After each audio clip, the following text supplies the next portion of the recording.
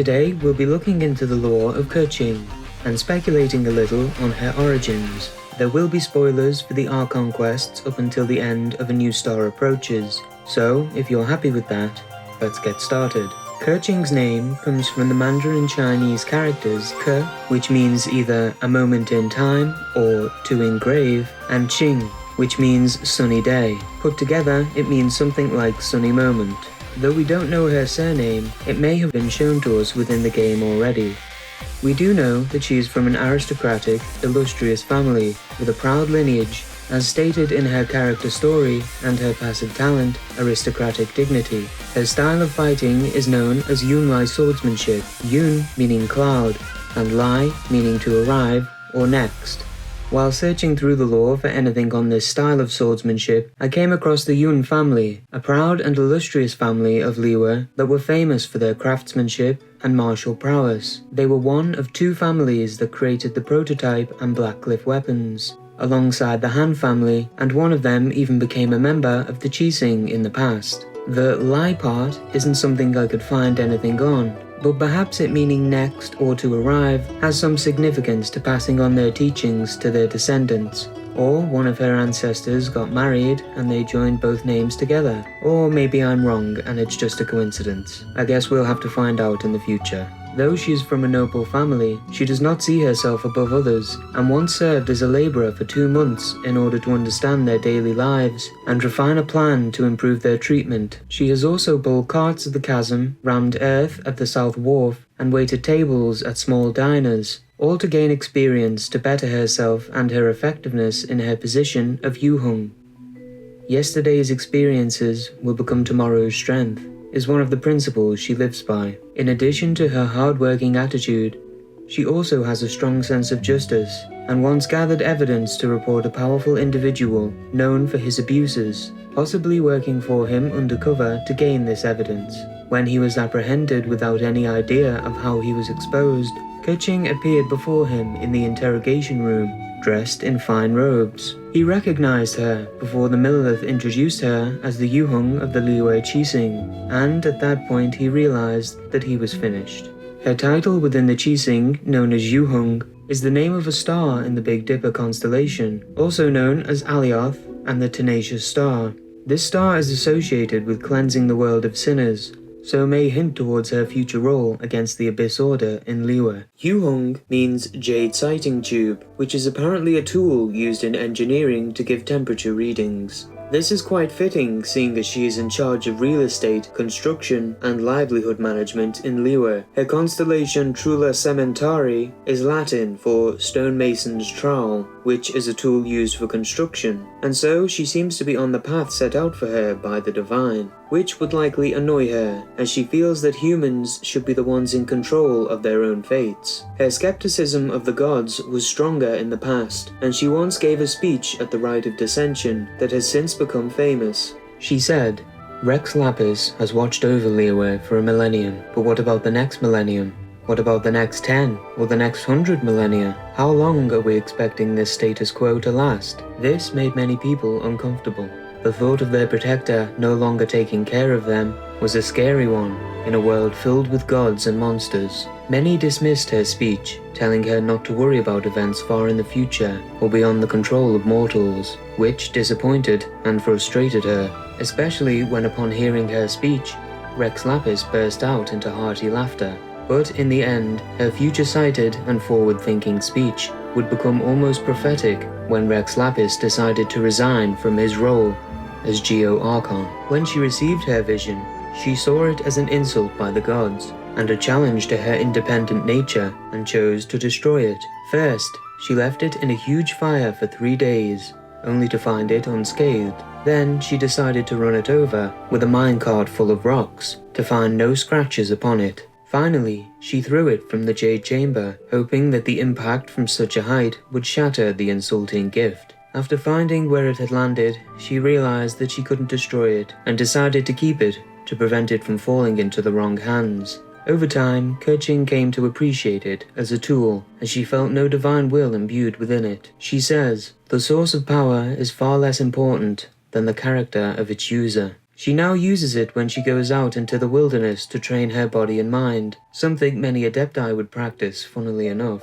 By infusing her hairpin with electro energy, it becomes a knife with unmatched sharpness, to be used for chopping wood, skinning game, or even fishing. Her hairpin can also serve as a security device when camping, as any unusual movements nearby will disturb its electromagnetic field and awaken Keqing immediately. Many mock her hairpin for being old and worn, but she considers it a point of pride, stating its weathered form is what gives it its charm. Though she is highly efficient at her job, no secretary of hers has lasted more than 3 months, due to her perfectionism and impatience wearing them out so quickly. If a job is thought to take half a month to complete, she will pull out all the stops to get it finished within the next 48 hours. And not just finished, but completed to perfection with no loose ends allowed at all. Due to this, she has been urged by other members of the Qixing to be less impatient, but she sternly refuses to compromise her work ethic. Though now she gives her secretaries work that is years in advance, to give them more time before she catches up. Her reputation is that of someone stubborn, serious, and efficient. Hu Tao seems to be scared to mess with her, as she says, Liu Heng Keqing, she's quite hard to talk to. She's so uptight. Really makes me want to mess with her. She wouldn't knock me in the head with her sword though, right? Or would she? And Ningguang in the Equilibrium quest seems to respect her, even though she is disruptive with her opinions. I originally thought her a bit too hard-headed. With someone of her character on the Qixing, I've had some extra messes to clean up behind the scenes. But after she said those words, the time of the Adepti has long passed. If even the Liyue Qixing don't want to face that truth, then what future is there for Liyue? Well, I must say that quite a few of my doubts have been dispelled. I won't deny that Rex Lapis's passing seems advantageous to us. But for Liyue's sake, we cannot allow ourselves to be shackled by rumors of our usurpation of power. But Ganyu, being dedicated to Rex Lapis, is unusually angry with Keqing's attitude, saying, I cannot stand her disrespectful attitude towards Rex Lapis. But he says to me, Ganyu, this is just the kind of person Liyue needs in this day and age. I guess I'm not smart enough because I simply do not understand what he means by that. I think I need more life experience to become wise enough to comprehend his words. During the attack on Liyue by Osile, she was on the front lines with us and defeated many of the Fatui that attacked the Jade Chamber. After Rex Lapis had officially departed from his role as Geo Archon, she was enthusiastic to take on the duties he once fulfilled, to prove to herself and the rest of Liyue that they did not need the gods to prosper. This would become a point of frustration for her, as no matter how hard she worked, a single task would take her a few months to complete when Rex Lapis made it seem trivial.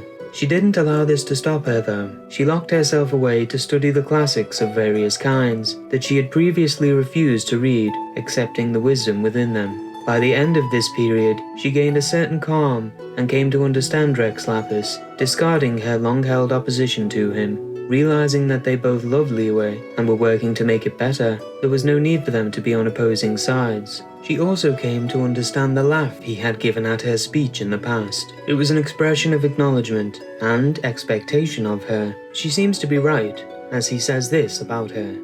She is the most impious of the Qixing, but I actually find the conviction of such people quite endearing.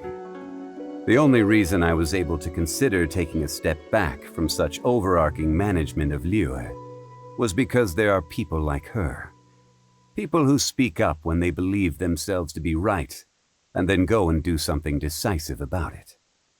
She hasn't lost her decisive manner, though now when she feels lost, she will stop and think, what would Rex Lapis do at a moment such as this? Her opinion of him seems to have changed almost completely, now having great reverence for him. On one of her shopping trips, she sneaks away from her friends to quickly buy a Rex Lapis figurine before they see her. Unfortunately, as she is packing it into her bag, her friend taps her on the shoulder and embarrasses her. Her excuse was that it was merely for self-reflection purposes, which would have been more convincing if she didn't already have an entire shelf dedicated to Rex Lapis memorabilia. What do you mean, Geo-Archon paraphernalia?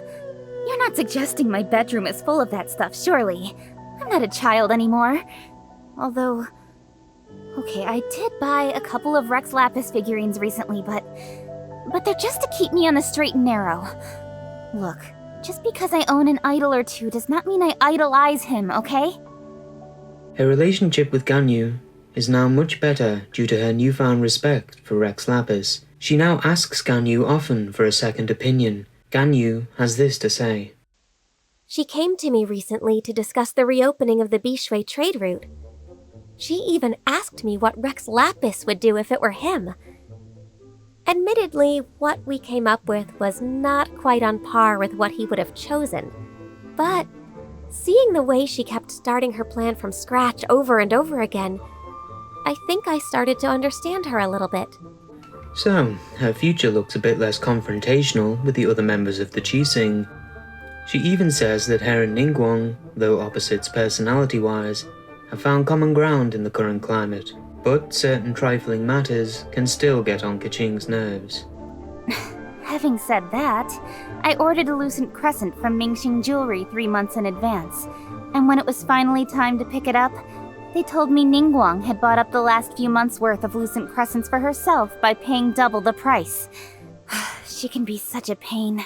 So, what can we expect next for Keqing? Well, MiHoYo have said that she will become more prevalent in the story, saying, in the future Moonchase Festival, there will be more interesting stories for travelers to experience with Keqing, which hopefully means we'll get to see more of her outside of the event too. It looks like we're going to Inazuma soon, where visions are confiscated and nobody is allowed in or out. It would be interesting to see Keqing interact with Raiden as a diplomat from Liyue to discuss the Abyss Order and Fatui, but it's just speculation, as there isn't anything to suggest this in the game or lore. They also likely have similar forthright attitudes, which could cause some tension between the two, even with Keqing's newfound reverence for Rex Lapis. So, we can look forward to the Moonchase Festival, and likely the Chasm, as her title of Yuheng, being known as the one who cleanses the world of sinners, would fit perfectly with defeating whatever the Abyss has in store for us there.